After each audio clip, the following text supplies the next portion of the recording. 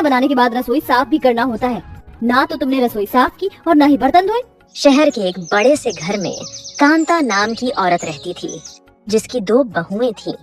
दोनों अपने बनाए हुए खाने की हमेशा तारीफें करती रहती थीं। अरे वाह जागृति बहू, आज क्या कोई खास दिन है जो तूने इतने तरीके से पकवान बनाए हैं? आज तो तुमने ढेर सारी चीज बनाई है। आलू मशरूम पुलाव, पनीर मशरूम सब कुछ हमारे पसंद का। आज तो खाना खाने में मजा आ जाएगा। सभी लोग बड़ी बहू के खाने की तारीफें कर रहे थे। वहीं दूसरी ओर छोटी जल भुन गई थी और खाना नहीं खा रही थी। अनामिका, तुम खाना क्यों नहीं खा रही हो? क्या खाऊं? अरे अनामिका बहू, जागृति बहू ने इतना सब कुछ बनाया है, फिर भी तुम पूछ रही हो? माँ जी, जेठानी जी को अच्छी तरह से पता है कि मैं मशरूम नहीं खाती हूँ, फिर भी इन्होंने आज खाने में सब कुछ मशरूम का बनाया है। अनामिका, तुमने आज तक एक बार भी मशरूम टेस्ट नहीं किया है, खाकर तो देखो, ये बहुत अच्छा बना है। हाँ अनामिका, भाभी ने मशरूम बहुत अच्छा बनाया है। एक बार खाकर तो देखो, तुम्हें जरूर मशरूम पसंद आएगा। अगर इतना अच्छा लग रहा है तो खुद ही खा लो। इस घर की छोटी बहू हूँ, लेकिन इसका मतलब ये नहीं कि रसोई में सब कुछ जेठानी जी की पसंद का बनेगा। अगर एक अलग रसोई होती तो मैं भी उसमें अपनी पसंद का खाना बनाती। ऐसा बोल छोटी बहू गुस्से में कमरे में चली जाती है। छोटी बहू का ऐसा बर्ताव देखकर सबको बहुत बुरा लगता है। अक्सर उन दोनों देवरानी जेठानी के बीच रसोई को लेकर झगड़े होते रहते थे। मैंने कहा ना कि पहले पास्ता बनेगा फिर खाना। अनामिका, क्यों बच्चों की तरह जिद कर रही हो? बाहर मेहमान बैठे हैं और तुम्हें पास्ता बनाने की पड़ी है। मुझे जल्दी से खाना बनाने दो, फिर पास्ता बना लेना। तुमने क्या मुझे पागल समझ रखा है जो हमेशा मैं तुम्हारी वजह से भूखी रहूंगी? मैं भी देखती हूँ इस रसोई में खाना कैसे बनता है। ऐसा कहते हुए दोनों में झगड़ा शुरू हो जाता है। ये सुनकर कांता अंदर आती है। अरे बस भी करो तुम दोनों, वहाँ मेहमान खाने का इंतजार कर रहे हैं और तुम दोनों की लड़ाई है कि खत्म ही नहीं हो रही है। अपनी सास की डांट सुनकर दोनों मुंह बनाकर अपने कमरे में चली जाती है। अब ऐसे ही कई दिन बीत जाते हैं। माँ जी, मैंने परसों पोहा मंगाया था, लेकिन रसोई में तो मुझे पोहा नहीं दिख रहा। आज मेरा पोहा खाने का काफी मन कर रहा है। रसोई में से पोहा कहाँ जाएगा? ठीक से ढूंढ बहू। अनामिका, तुम्हें पोहा ढूंढने की कोई जरूरत नहीं। वो दरअसल परसों मेरी कुछ सहेली आई थी, उनका पोहा खाने का मन कर रहा था, इसलिए मैंने उनके लिए पोहा बना दिया। मैं शाम को इन्हें कहकर तुम्हारे लिए पोहा मंगवा दूंगी। तुम्हारी हिम्मत कैसे हुई मुझसे बिना पूछे मेरी चीज लेने की? रसोई के अंदर रखी हुई किसी भी चीज पर सिर्फ तुम्हारा हक नहीं है, समझी? मैं तो थक चुकी हूँ रसोई को लेकर रोज रोज की लड़ाई को। दोनों देवरानी जेठानी रसोई के लिए फिर लड़ने लगती है। ये देख कांता बहुत दुखी हो गई।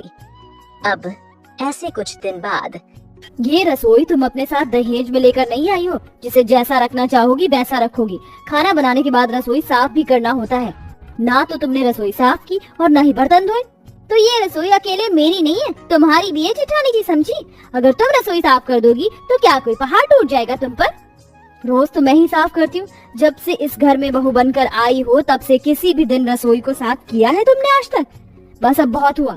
अब ये सब चीज और मैं बर्दाश्त नहीं कर सकती। माँ जी, अब हमें अपनी रसोई एक दूसरे से अलग चाहिए। हम एक रसोई में एक साथ खाना नहीं बना सकते। पहली बार तुमने सही बात बोली है जेठानी, मुझे भी अब अलग रसोई चाहिए। तुम दोनों का दिमाग तो नहीं खराब हो गया है? एक साथ घर में रहकर रसोई अलग करने की बात कर रही हूँ।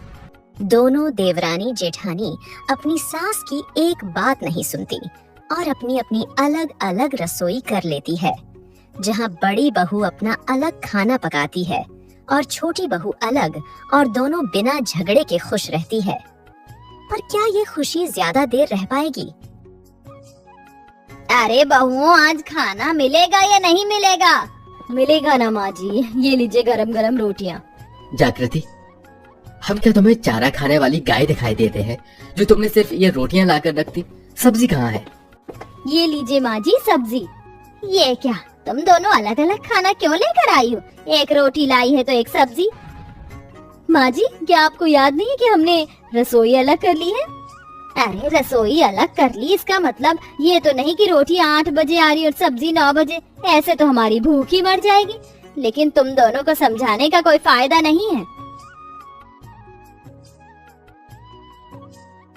अनामिका बहू, ये क्या सब्जी बनाई है तूने? न नमक है न मिर्च। और जागृति बहू, क्या तुझे रोटी बनाने नहीं आती? कैसी रोटियां बनाई है तूने? ऐसा कहकर कांता बिना खाना खाए अपने बेटों के साथ चली जाती है और दोनों बहुएं भी मुंह बनाकर वहां से चली जाती हैं। अब ऐसे ही रोज रोज दोनों अलग अलग खाना बनाती है, जिसके चलते पूरे परिवार को आधा भूखा रहना पड़ता है। अनामिका, अभी तक लंच नहीं बना क्या? ऑफिस के लिए लेट हो रहा हूँ। बना रही हूँ बाबा, 2 हाथ है 4 हाथ नहीं। नाश्ता भी बनाओ, इनका लंच पैक करो। जब से ये रसोई अलग हुई है तब से कितना काम बढ़ गया है रसोई का। जागृति, आजकल तुम्हारा ध्यान किधर है? कल तुमने चाय में चीनी नहीं डाली थी और आज सैंडविच में नमक नहीं डाला। वो कल रात में ठीक से सो नहीं पाई ना, इसलिए नाश्ता बनाने में थोड़ी गड़बड़ हो गई। अब इन्हें कैसे बताऊं कि अकेले रसोई संभालना कितना मुश्किल है। पहले मैं और अनामिका मिलकर आराम से नाश्ता और खाना बना लेते थे, लेकिन अब तो। ये क्या अनामिका, तुमने परसों भी खिचड़ी बनाई थी, कल भी और आज भी तुमने खिचड़ी बनाई थी। रोज रोज खिचड़ी खाकर मैं थक चुका हूँ यार। घर का काम करूं या खाना बनाऊं, मुझसे नहीं होता इतना सारा काम करने के बाद। आपके लिए अलग से रोटी सब्जी बनाऊं। खिचड़ी 10 मिनट के अंदर बनकर तैयार हो जाती है, चुपचाप से खा लो इसे। जागृति, आज ऑफिस में बहुत काम था, बहुत थक गया हूँ। जल्दी से खाना लगा दो, जोरों की भूख लग रही है।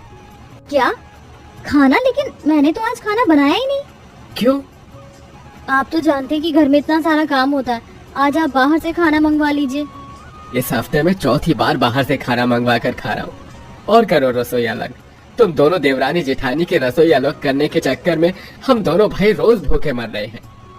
ऐसा कहकर विजय गुस्से में वहां से चला जाता है। उसके बाद जागृति को अपनी रसोई अलग करने के विचार पर पछतावा होता है।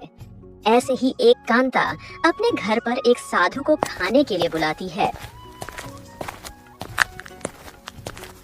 आइए आइए पंडित जी, ये तो हमारा सौभाग्य है कि आप जैसे सिद्ध पंडित जी ने हमारा आमंत्रण स्वीकार किया। आप यहाँ बैठिए, बस कुछ देर में भोजन बनकर आ रहा है। दोनों देवरानी जेठानी पंडित जी के लिए खाना पकाने लगती है, पर दोनों के लिए इतनी जल्दी इतना सारा खाना बनाना आसान नहीं था। जागृति बहू, तूने अभी तक सिर्फ सब्जी बनाई है, पूरियां खीर चावल कुछ भी नहीं बना। बना तो रही हूँ माँ जी, 2 हाथ है मेरे, इन 2 हाथों से क्या क्या बनाऊं मैं एक साथ। तुम दोनों को ही शौक था ना रसोई अलग करने का, भुगतो। लेकिन याद रहे, पंडित जी के खाने में किसी भी तरह की कोई गड़बड़ नहीं होनी चाहिए। अगर वो जरा भी क्रोधित हुए तो मैं तुम दोनों को नहीं छोड़ूंगी। दोनों देवरानी जेठानी अपनी सास की ऐसी बातें सुनकर डर जाती है और छोटी बहू जागृति के पास आती है।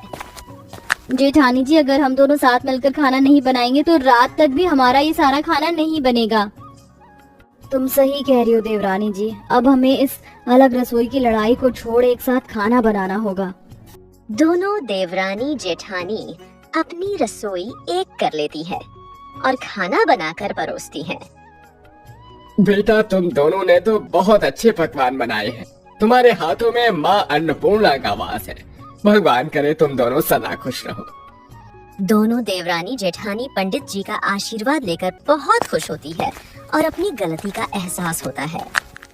अनामिका, मुझे माफ कर देना, ये अलग रसोई की लड़ाई मैंने ही शुरू की थी। जेठानी जी, गलती सिर्फ आपकी नहीं मेरी भी है। मैं भी तो हमेशा से अलग रसोई चाहती थी, लेकिन अब सब कुछ ठीक हो गया है। अच्छा हुआ कि हमने अलग अलग रसोई करी, वरना हम दोनों हमेशा यूं ही लड़ते रहते और हमें कभी भी सबक नहीं मिलता। दोनों सास बहू छोटी बहू की बात सुनकर हंसने लगते हैं। अब उस दिन के बाद से दोनों साथ मिलकर खाना बनाती है और खुश रहती है।